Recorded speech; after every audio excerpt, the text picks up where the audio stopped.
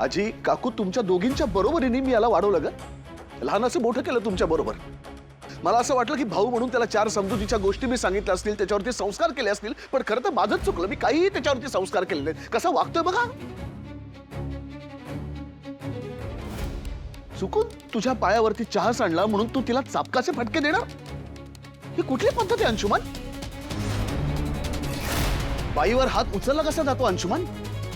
कोण समजतोस कोण तू स्वतःला? आणि काय केलं तिने? चोरून तुझं बोलणं ऐकलं, हो ना? मग असं तू काय बोलत होतास की जे तुला इतकं महत्त्वाचं वाटलं की तिने ते ऐकू नये?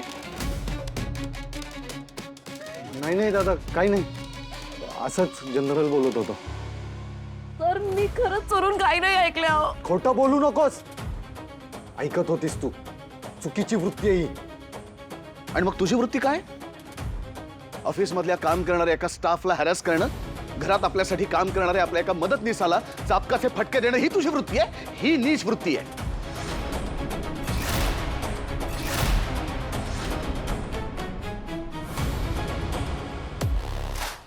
पण चुकीला शिक्षा व्हायला पाहिजे असं तूच म्हणतोस ना दादा? हो, पण कोणत्या चुकीला आणि कोणती शिक्षा आणि कोणाला?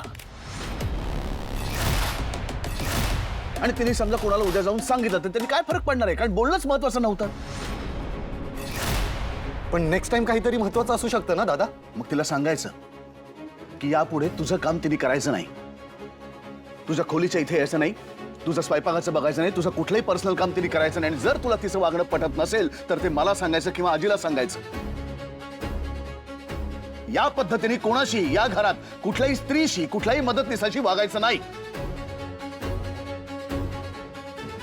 मग ती आपली मदतनीस असो, ती आजी असो, ती आई असो, ती बहीण असो, ती बायको असो, कुठल्याही स्त्रीशी या पद्धतीने या घरात वागायचं नाही. मी ते कधी खपवून घेणार नाही.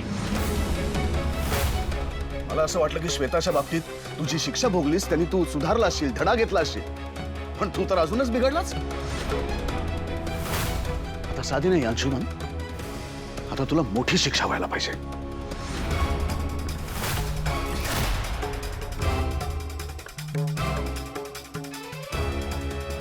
दादा, तू तिच्यासाठी मला... बरोबर आहे समोर तुझं.